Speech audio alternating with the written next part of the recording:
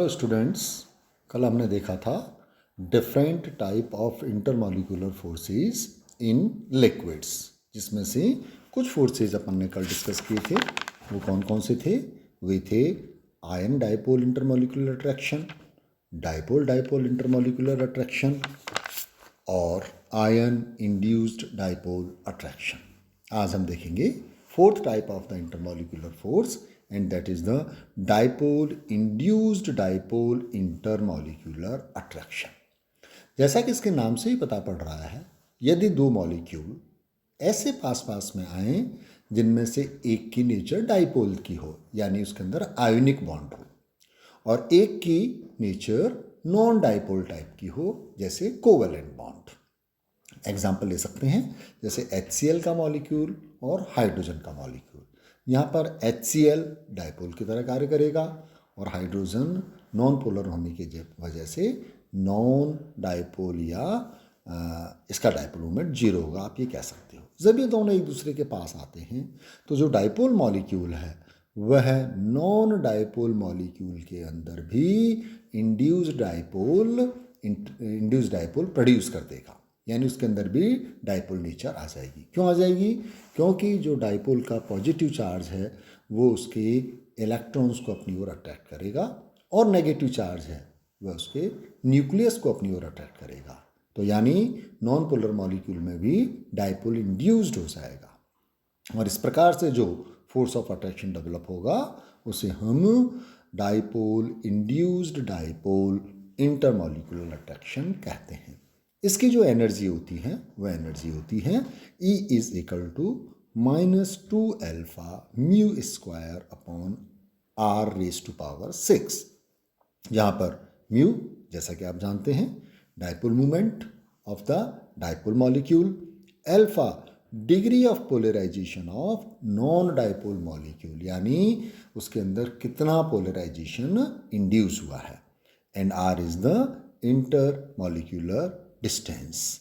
इस तरह के जो फोर्सेस होते हैं इनको हमने फिगर में बताया हुआ है। जैसा कि फिगर में आप देख रहे हैं, एक डाइपोल और एक नॉन डाइपोल मॉलिक्यूल एक दूसरे के जब नज़दीक आते हैं तो dipole induced dipole interaction develop होता है। नेक्स्ट है induced dipole intermolecular attraction forces. ये बड़े इंटरेस्टिंग फोर्सेस हैं। इनमें दोनों ही मॉलिक्यूल नॉन डाइपोल नेचर के हैं। जब ये एक दूसरे के नज़दीक आएंगे तो इनके अपोजिट चार्जेस एक दूसरे को अट्रैक्ट करेंगे, इस कारण दोनों में डाइपोल प्रोड्यूस हो जाएगा और इसको हम बोलते हैं इंड्यूस्ड डाइपोल।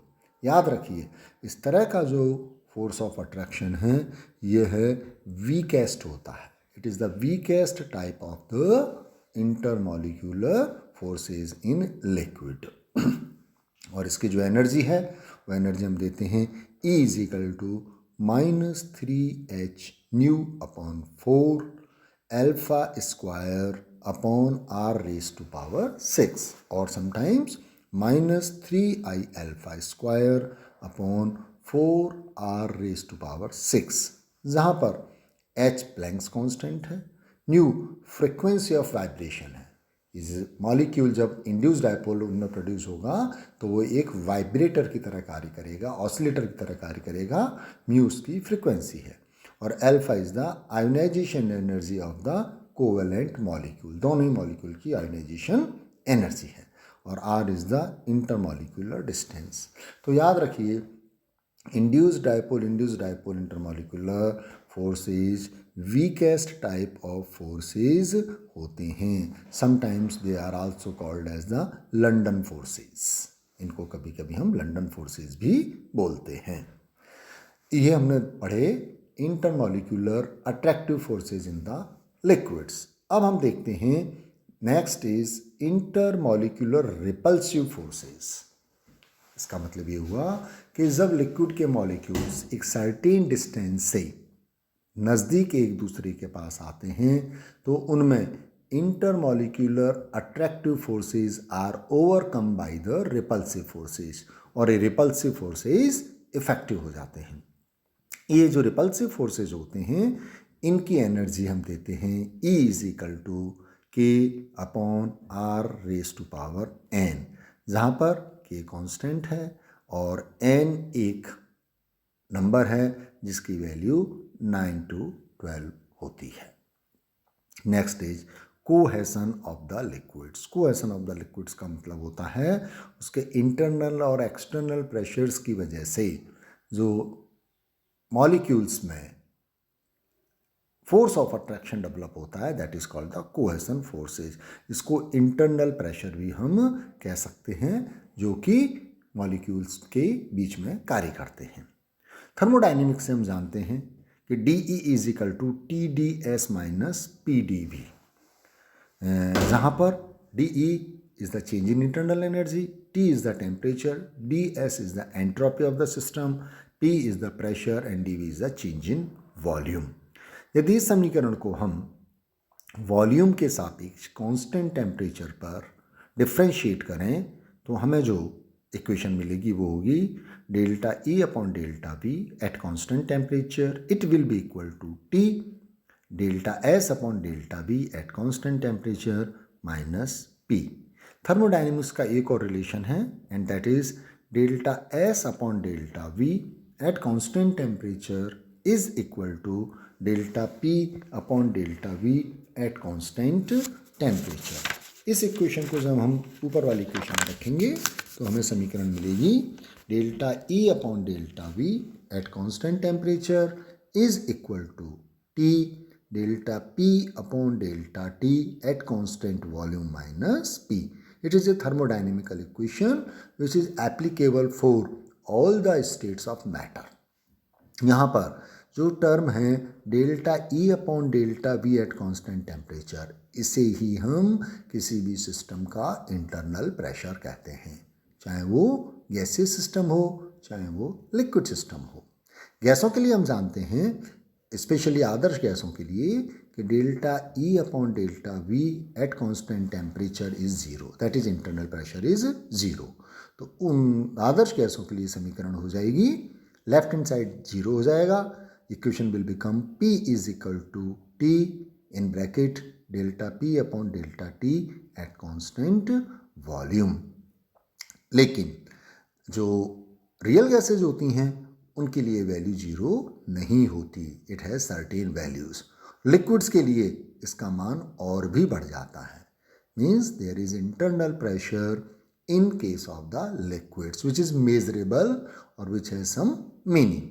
फॉर एग्जाम्पल, यदि हम डाईथाइल ईथर के लिए एक्सटर्नल और इंटरनल प्रेशर्स को कंपेयर करें तो जो टेबल 4.6 है उसमें आप देखिए कि प्रारंभ में जब एक्सटर्नल प्रेशर कम होता है तो इंटरनल प्रेशर बहुत ज़्यादा होता है, लेकिन जैसे जैसे हम एक्सटर्नल प्रेशर बढ़ाते हैं 800 to 2000, 2000 to 5300 and then 7206 and then 9200 and 11100। शुरू में इंटरनल प्रेशर जो कम हो रहा है, धीमी गति से हो रहा है या धीमी दर से हो रहा है, the rate of decreasing of the internal pressure is slow, but after certain external pressure it decreases rapidly. Internal pressure बहुत तेज़ी से कम होता है और एक प्रेशर के बाद तो यह नेगेटिव हो जाता है। नेगेटिव का मतलब इंटरनल प्रेशर अब अट्रैक्शन की जगह रिपल्शन करने लग जाता है। Now there is a repulsion between the molecules of the liquids, so negative sign shows the force of repulsion or repulsive force between the molecules of the liquid। इसी तरीके से कुछ लिक्विड्स के हम इंटरनल प्रेशर 298 केल्विन पर देखें तो ये एक टेबल 4.7 है जिसमें कुछ लिक्विड्स के इंटरनल प्रेशर हमको दिए हुए हैं। यदि हम इस टेबल को ध्यान से देखें तो हम कुछ कॉन्क्लूजन्स निकाल सकते हैं, कुछ परिणाम निकाल सकते हैं, जैसे कि जो लॉन्गर चेन वाले कंपाउंड्स हैं, यानी जिनमें कार्बन चेन लंबी है, उनके इंटरनल प्रेशर साधारणतया हाई होते हैं। So the molecules having longer chain of carbon have higher internal pressures. इसी तरीके से जो पोलर लिक्विड्स हैं, यानी जिनके अंदर डाइपोल मूवमेंट है, उनके internal pressures non polar molecules की तुलना में अधिक होते हैं। इसी प्रकार वाटर का इंटरनल प्रेशर बहुत ज़्यादा होता है, कारण कि वाटर में इंटरनल हाइड्रोजन बॉन्डिंग होती है। So due to hydrogen bonding water has high internal pressure. और एक और सबसे इम्पॉर्टेंट चीज़, वे लिक्विड्स जिनके इंटरनल प्रेशर ऑलमोस्ट सेम होते हैं या जिनमें डिफरेंस कम होता है, वे आपस में सॉल्युबल होते हैं। और वे लिक्विड्स जिनके इंटरनल प्रेशर्स में काफ़ी ज़्यादा अंतर होता है, वह दोनों आपस में इनसॉल्युबल होते हैं। जैसे कि वाटर और alcohol, they are soluble in each other, means their internal pressures are not very much different from each other. लेकिन वाटर और कार्बन टेट्राक्लोराइड इनसॉल्युबल हैं क्योंकि उनके इंटरनल प्रेशर्स में बहुत ज़्यादा अंतर है। इसके साथ ही आज हमने फिनिश किया internal forces in liquids. Next turn पर हम देखेंगे लिक्विड क्रिस्टल्स।